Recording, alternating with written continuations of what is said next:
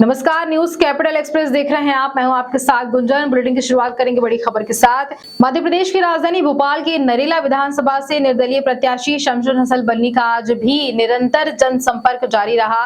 Bharatiya Janata party और कांग्रेस पर निशाना साधते हुए नजर आए शमशुल हसन बल्ली। निरंतर पूरे विधानसभा से जनसंपर्क के दौरान मतदाताओं से एक ही मांग करते नजर आए। माइनॉरिटी एवं दलितों पर हो रहे अत्याचार को लेकर आवाज उठाते रहे हैं शमशुल हसन बल्ली। जनता से मांग की नरेला विधानसभा से जो भी प्रत्याशी को छूने देखकर चूने को भी गुंडा, बदमाश या आपराधिक रिकॉर्ड वालों से संभाल कर रहे। इस बीच मनोज शुक्ला पर भी बरसते नजर आए शमशुल हसन बल्ली।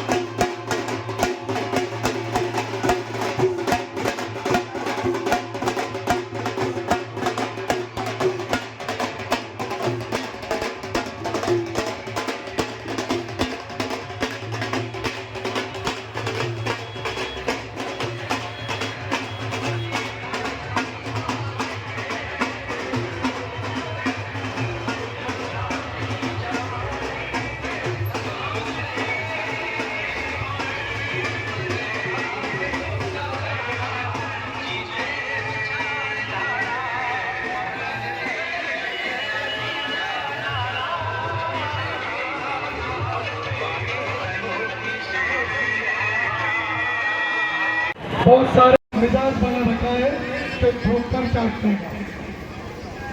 एक व्यक्ति आता है, आपको निपटाता है, तो चला जाता है।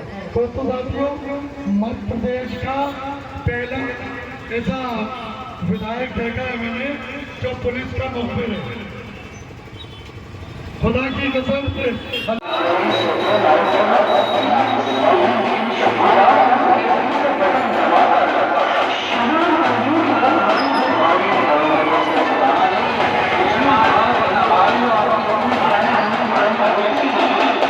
विकास तो नहीं हुआ, लेकिन जितना विकास हुआ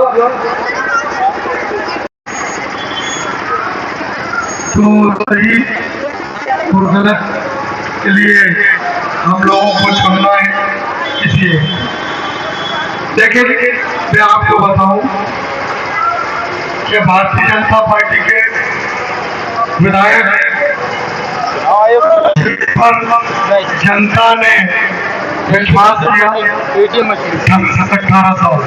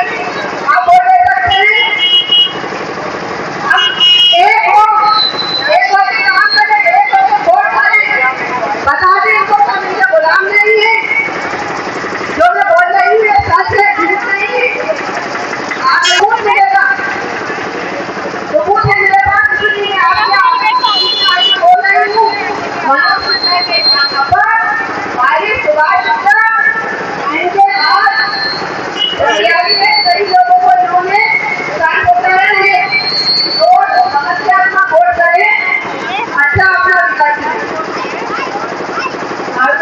भाइयों मेरी बहनों, मैं आप लोग ये सब बातें सुनकर आप डरना पूरी है भाई, आप बात नहीं करिए भाई, आपको सारी चीजें शरारत है, आपको याद ना रहे बात लेके खड़े आप हुआ करवाए था, मुसलमान आने से ज्यादा पब्लिक जलाई गई थी, ये आपको बताने आएंगे। आप मनोज शुक्ला है, वो भी एक खेती में रहेगा, वो भी एक गाँव में रहेगा, वो समझी गलती थी जो हमारे बीच में आए नरेंद्र विधानसभा में, ये आपसे वोट मांगने नहीं आए, यहाँ पे यहाँ पर हमें नेता बनाइए, हमें विधायक बनाइए, निकलिए उनको वोट, आप किसी को तो परेशानी बिजली, सड़क, पानी इन सबसे महरूम रह गए। दोस्तों, दूसरे प्रत्याशी हमारे मनोज शुक्ला जी, जिन पर जिनके परिवार पर कई गंभीर आरोप, दंगे के जिसमें कई लोगों की शहादत हुई, शहीद हुए, जिनको रजाई गंदों में लपेटकर आग के हवाले किया गया, कई हमारी माँ, कई हमारी बहनों को रुस्वा किया। ये वो मनोज शुक्ला, सुभाष शुक्ला परिवार है जिससे खुदा की कसम ये अल्लाह के घर सामने है। आप लोगों को तो जो बड़े बुजुर्ग हैं जो उस दौर में थे तो उनको तो सबको मालूम होगा कि दंगे की जो शुरुआत इसी परिवार से छोले से शुरू करी। बच्चों को, बच्चियों को, जो ठेले वाले थे उनको मकान छीन लिए, घरों में आग लगा दी, कई लोगों को मार दिया।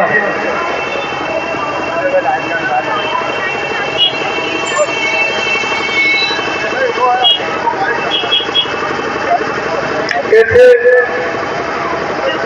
महंगाई हमारे बीच में हम आपसे वोट लेना है, वोट मांग रहे हैं। अभी परसों की बात है, एक मतीन भाई बहुत बुजुर्ग खड़े हुए थे, मनोज शुक्ला जी को फलों और तोड़ रहे थे तो पूरा बाट तराजू पूरा खर्च कर दिया। उनके घर पे न अस्पताल में कोई हमला किया हुए, 3 दिन अस्पताल में पड़े, एक बार को देखने गया। बड़े अफसोस की बात है कि कांग्रेस ने ऐसे व्यक्ति को टिकट दिया और विधानसभा में हम लोग 1,35,000 हैं, कम नहीं होते थे। अगर आप अपनी करना चाहें तो अपना एक आदमी खड़ा करके दिखाओ, कोई भी हो सकते, बाबू भी हो सकते हैं, मैं भी हो सकता हूँ, या आशिफ जकी जिनको कांग्रेस ने 3.5 साल मेहनत कराई और बाद का रास्ता दिखा दिया, वो भी हो सकते थे। लेकिन नहीं, ये कांग्रेस की सोची समझी साजिश के तहत 3.5 साल आशिफ जकी साहब ने काम लिया और उसके बाद चेन्नई के हाथ में टिकट पकड़ा दिया, जिसके हाथ हमारी माँ, हमारी बहनों के खून से रंगे हुए। क्या हम ऐसे लोगों को वोट दे सकते हैं? क्या हमारा दिल, हमारा अक्ल इस बात की इजाजत देगा कि आप हम उनको वोट दें? आप किसी को भी दीजिएगा, किसी को भी दे दीजिए। अगर आपका को लगता है कि किसी को नहीं दे सकते तो एक शासन ने नोटा का ऑप्शन भी दिया है, आप नोटा पे भी वोट दे सकते हैं। लेकिन ऐसे लोगों को जिन्होंने 18 साल में उन बस्तियों को विकास किया, जिसमें मुसलमान नहीं रहते, जिसमें मुस्लिम समाज रहता है। पूरे गरीब को देख लीजिए, बात में देख लीजिए, मुस्लिम बस्तियों का विकास नहीं है। एक तरफ दंगाई फसादी, तो हमें खुद ये करना पड़ेगा कि कांग्रेस जो हुई है, इसकी दोगली नीतियां आज से नहीं, आजादी से चली आ रही है। यही जो कांग्रेस है जिसमें बाबरी मस्जिद का 89 में ताला खोला राजीव गांधी, जिसके बाद पूरे मुल्क में दंगे फसाद हो गए, हजारों शहीद हो गए, लाखों बेघर हो गए। आज भी उसका दर्द तकलीफ आज भी दिल में है, आज भी कसक लोगों के दिलों में बाकी है, क्योंकि लोगों ने उस दंगे में, झगड़ों में अपनों को खोया। अपनों के खोने का जो दर्द होता है वो हमेशा होता है। तो मेरी आप लोगों से, तमाम लोगों से ये गुजारिश है कि देखकर सुने, अच्छा सुने, साफ सुथरे सभी के उनको चुने, लेकिन कांग्रेस और बीजेपी से हमें परहेज करना। कम से कम इनको इनकी औकात दिखाना बहुत जरूरी है। आपकी नाराजगी का पता कैसे चलेगा? नोटा का बटन दबा दीजिए। कम से कम उनको एहसास कराइए। जब तक हम अपनी ताकत का मुजाहिरा एहसास नहीं कराएंगे तब तक हम लोग ठगे जाएंगे। बराए मेहरबानी आप लोगों से ये गुजारिश है, यही कहना था आप लोगों से, यही कहना चाहता हूँ। हमारे बीच में एक नई सभा दिख रही है, साफ सुथरी छवि है, बाबू मस्तान है, वो भी साफ सुथरी छवि है, विकास के लोग करने वाले लोग हैं, इनको मौका दीजिए। अगर इनको नहीं देना तो मुझको दीजिए, मुझको नहीं देना फिर नोटों में मदद करो। नोटा कम से कम इनको पता तो चलेगा। यही कहना था आप लोगों से। बहुत कीमती वक्त है आप लोगों का, बहुत कीमती लोग हैं आप लोग। तो वैसे भी बाप उमराव दूल्हा का ये चौराहा ऐतिहासिक चौराहा है, यहाँ पर बहुत इत्तेहाद, सबको एक दूसरे को साथ लेके चलने वाले लोग और बड़े छोटों के एहतराम करने वाले लोग इस बार उमराव दूल्हा में रहते हैं। बहुत बहुत शुक्रिया कि आप लोगों ने मुझे रुक कर मुझे सुना और कम से कम मेरी बात। आज जनसंपर्क का आखिरी दिन है, तो कैसा क्या रहा लास्ट जनसंपर्क? जनसंपर्क तो चल ही रहा है, जो वक्त दिया है वक्त के तहत खत्म होगा, लेकिन जब तक जो वक्त है, जब तक मिल सकते हैं, जितना लोगों को बता सकते हैं, जितनी बातचीत कर सकते हैं उतना तो करेंगे।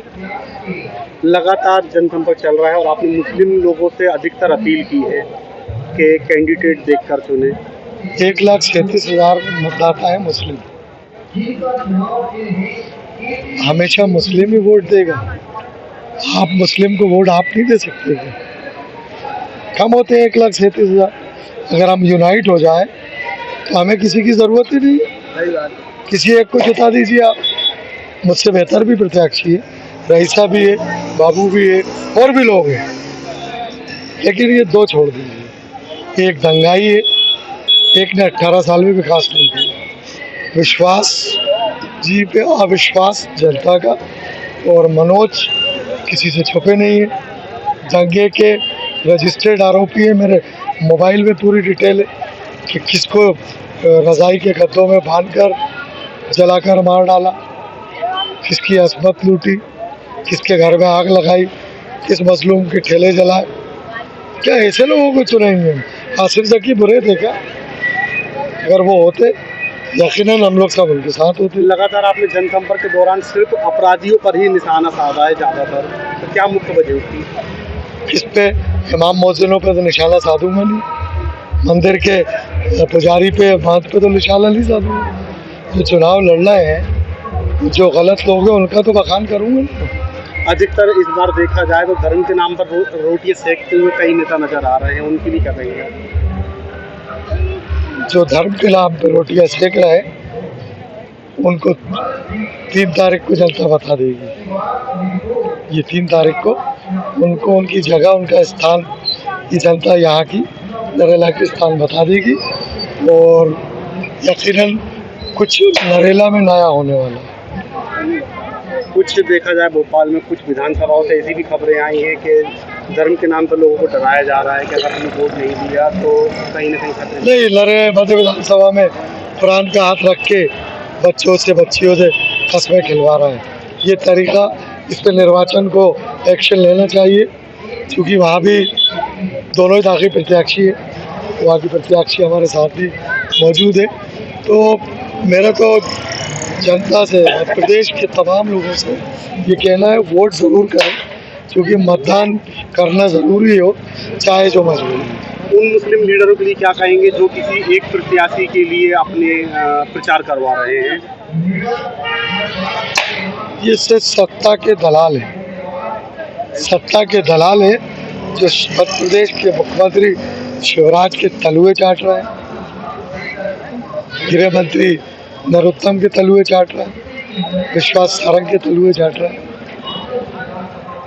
ऐसे कौम के ढोंगियों का क्या कहना। भोपाल में प्रदेश कांग्रेस कार्यालय में कांग्रेस नेता पर जानलेवा हमला, पीसी शर्मा समर्थक अनस पठान पर हमला, हथियारों से लैस होकर पीसीसी के अंदर घुसे थे बदमाशों ने प्रदेश कांग्रेस कार्यालय के अंदर घुसकर किया हमला। वहीं कांग्रेस के राष्ट्रीय मीडिया अध्यक्ष की प्रेस कॉन्फ्रेंस के दौरान हुआ हमला। कांग्रेस पार्टी के नेताओं ने की प्रेस कॉन्फ्रेंस।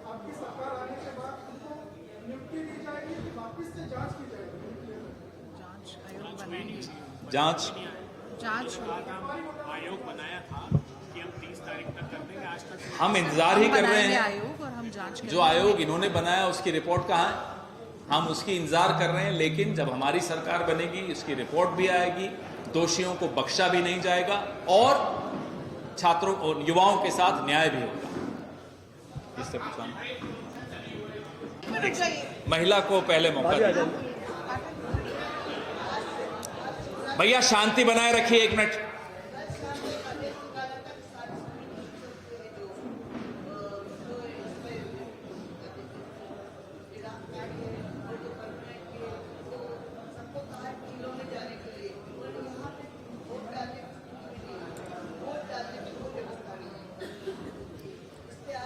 किसी को भी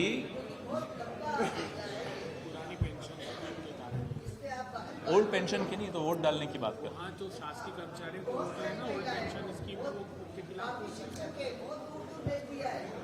ये एक षड्यंत्र है, शिकायत कर दी सर। ये एक षड्यंत्र है, कर्मचारियों को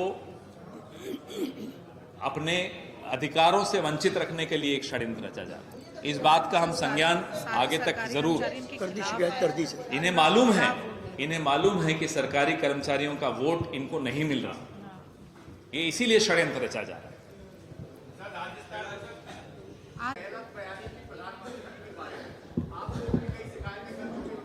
हम इंतजार कर रहे हैं चुनाव आयोग प्रधानमंत्री को कब नोटिस भेजेगा झूठ बोलने पर।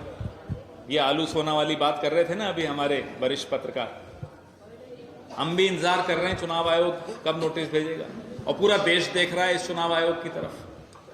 थैंक यू, धन्यवाद। हमारी मीडिया मीटिंग की मीटिंग लेंगे सीएम।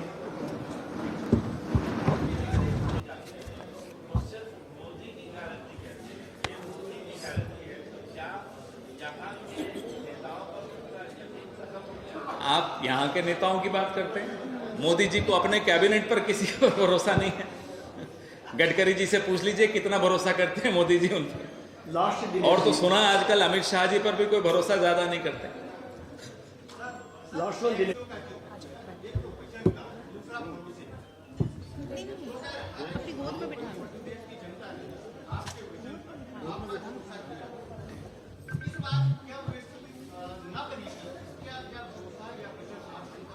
हर व्यक्ति अपनी अनुभवों से सीखता है। हम भी अपने अनुभवों से बहुत कुछ सीख चुके हैं। इस बार मुस्तैद रहने का वक्त भारतीय जनता पार्टी का है, हमारा नहीं। शर्मा जी, एक मिनट, शर्मा जी कभी कभी पूछते हैं कोई बिखराव, अच्छा आप भाजपा के बिखराव की बात करें, देखिए वो कामयाब हो नहीं पाएंगे। भाजपा में वहां 5 नेता हैं बड़े और 6 ग्रुप हैं और अभी भी लड़ रहे हैं आपस में। तो भाजपा में जो बिखराव है उसको हम क्यों समेटें? वो समेटें अगर समेट सकते हैं। कांग्रेस में कोई बिखराव नहीं है। कांग्रेस ने जो वहां काम किया है हमारी सरकार ने, अब उस काम के बदले में वोट समेटने का वक्त आया है। हम उन वोटों को समेट रहे हैं, भाजपा अपने गुटों को समेट रही है। हमारा एक मानना शुरू से रहा है, लोकतंत्र के इस पर्व में किसी एक वोटर को भी अगर संशय है मशीन पर या लोकतांत्रिक प्रक्रिया पर, चुनावी प्रक्रिया पर, उस संशय को दूर करने की जिम्मेदारी पक्ष, विपक्ष, मीडिया, अदालतें, चुनाव आयोग सबकी होती है। एक सेकंड।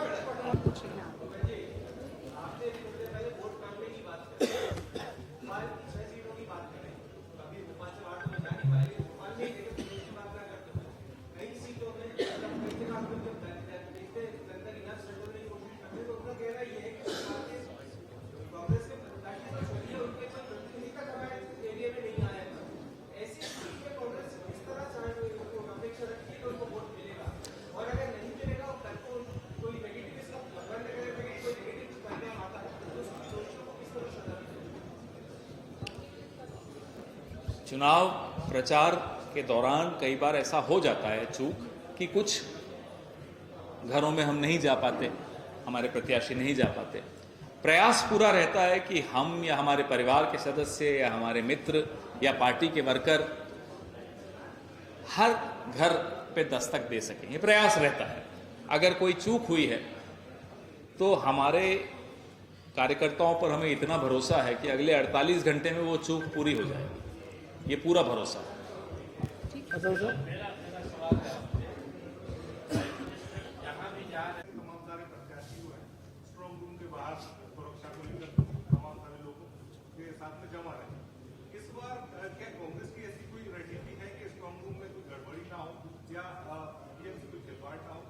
पूरी तरह से तैयार हैं।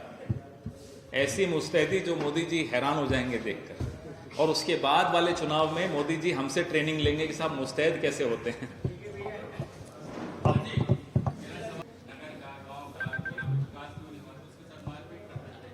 क्या था ये मसला?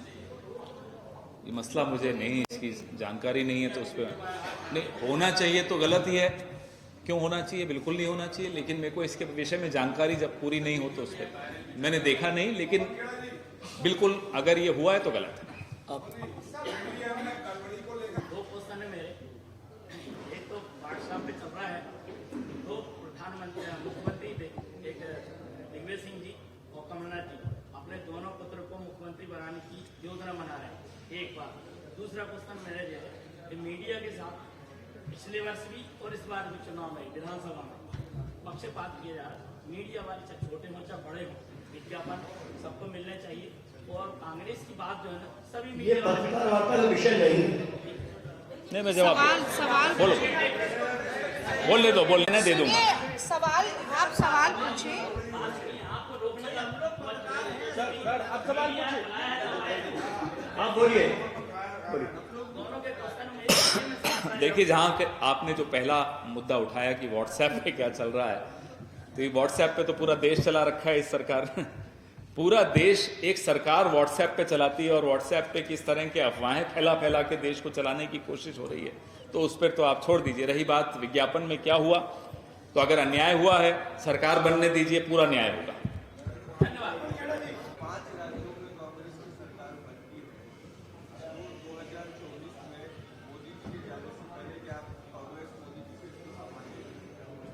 अरे हम हराएंगे ना, क्यों इस्तीफा मांगना है?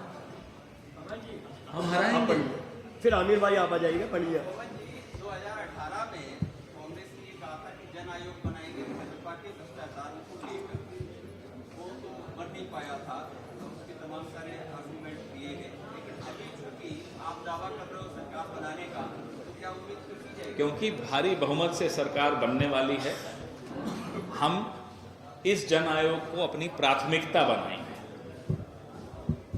आप पूछ रहे ना, आखिरी सवाल है।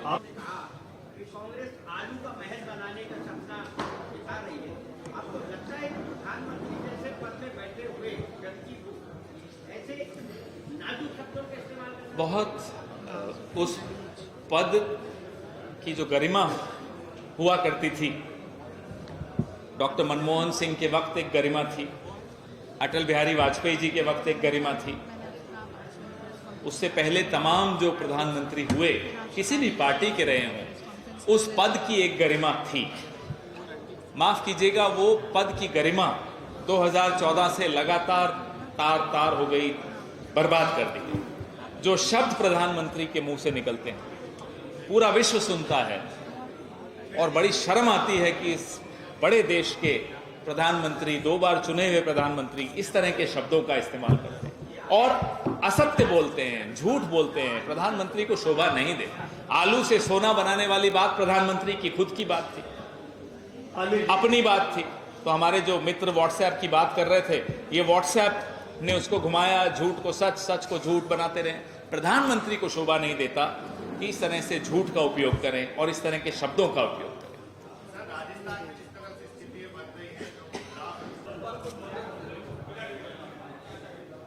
किसके साथ हुआ मारपीट? हम तो अभी प्रेस कॉन्फ्रेंस थे, हम तो अभी यहाँ बैठे हैं, लेकिन आप सोच सकते हैं कि क्या हो रहा है। ये बौखलाहट चुनाव के प्रचार खत्म होने पर हमारे कार्यकर्ताओं के साथ यहाँ मेरी प्रेस वार्ता में अगर मारपीट हो रही, तो आप सोच सकते हो बौखलाहट की क्या सीमा है। अब सुनो, अभी तक हमने तय किया था कि लाडली लक्ष्मी बेटियां 5वीं पास करके 6वीं में जाएंगी तो उन्हें 2000 देंगे। अब 2000 नहीं बल्कि 5000 दिया जाएगा। 8वीं पढ़कर 9वीं में जाएगी तब 4000 देते थे, अब 8000 दिया जाएगा। 11वीं में 6000 देते थे, अब 10000 दिया जाएगा। 12वीं में 6000 से बढ़ाकर 12000 कर दिया जाएगा। और कॉलेज में अगर लाडली लक्ष्मी पढ़ेगी तो 20 2 किस्तों में 40,000 रुपए देंगे, कुल 2 लाख रुपए देंगे। लाडली लक्ष्मी से क्या हुआ ये कांग्रेस नहीं समझ सकती। जहां मध्य प्रदेश की धरती 1000 बेटों पर 912 बेटियां पैदा करती हैं, वहीं अब 956 बेटियां पैदा हो रही हैं। बेटियां ज्यादा जन्म ले रही हैं और जब तक यह संख्या में बराबर नहीं कर देता मैं चैन से नहीं बैठूंगा। गरीब और मध्यम वर्गीय बेटे बेटियों को भी बेहतर शिक्षा, lab, library, smart class, playground, बस लेने जाएगी, बस छोड़ने जाएगी। बेहतर स्कूल जहां बेहतर शिक्षा हो सके और इसके कोई पैसा नहीं लगेंगे। मम्मी पापा को फीस नहीं भरना। प्राइवेट स्कूलों की फीस भर भर के कमर टूट जाती है और वो फीस बढ़ा देते हैं हर बार। उनको भी नियंत्रित करेंगे, लेकिन फ्री में शिक्षा देंगे बच्चों को, फ्री में। बस का पैसा भी मामा ही देगा, चिंता मत करना। अच्छी शिक्षा प्राप्त करना बच्चों का बुनियादी अधिकार है, मैं दे के रहूंगा। 12वीं में अच्छे नंबर लाए तो मामा लैपटॉप दिलवाता, कमलनाथ जी ने बंद कर दिए थे।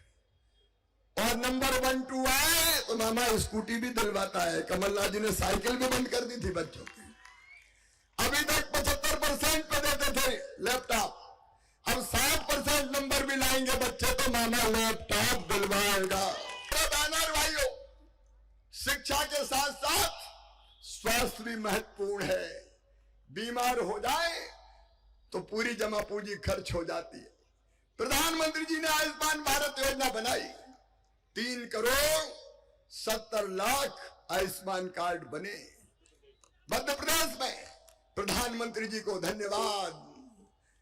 5 लाख तक का इलाज, लेकिन अब उससे ज्यादा रुपया लगेंगे तो वो पैसे भी राज्य सरकार देगी, चिंता ना करें। गंभीर बीमारियों में, ताकि परिवार को ठीक से इलाज मिलता रहे। और हमने एक नहीं कई लोक बनाए हैं। एक तरफ अयोध्या में भगवान श्री राम जी का रामलला का मंदिर बन रहा है। भाई उज्जैन में हमने महाकाल महालोक बनाया, ओरछा में राम राजा लोक, चित्रकूट में वनवासी राम लोक, सलकनपुर में देवी लोक, महेश्वर में देवी अहिल्या लोग, जानापाव में भगवान परशुराम लोग, दतिया में पीताम्बरा माई लोग, जाम शामली में हनुमान लोग, मैहर में मां शारदा लोग, पन्ना में जुगल किशोर सरकार लोग, अमरकंटक में मां नर्मदा लोग, सतना में वेंकटेश लोग, चंदेरी में जागेश्वरी माता मंदिर लोग और आगरमालवा में बाबा बैजनाथ लोग। और आगे भी जो श्रद्धा और आस्था के केंद्र रहेंगे उनको हम लोग के रूप में विकसित करते रहेंगे।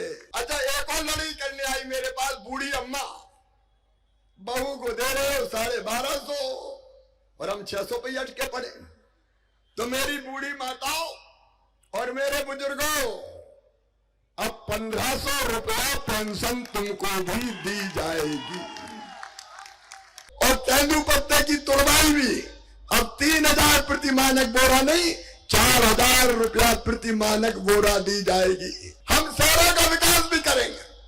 भोपाल की मेट्रो मंडीदीप भी जाएगी, भाया बैरागढ़, दक्षिण से पश्चिम हुजूर से बैरागढ़ तक भगवान दास जी और रामेश्वर जी कोलार से दौड़ेगी। सियार और विदिशा तक भी ले जाएंगे। आधुनिकतम भोपाल हम बनाएंगे। इंदौर स्वच्छता में सर्वश्रेष्ठ है। ग्वालियर और जबलपुर में भी मेट्रो चलेगी और सागर हो, रीवा हो, सतना हो, सिंगरौली हो, खंडवा हो, बुरहानपुर हो, कटनी हो, अलग अलग जितने भी हमारे नगर हैं, सब नगरों का समन्वित विकास होगा।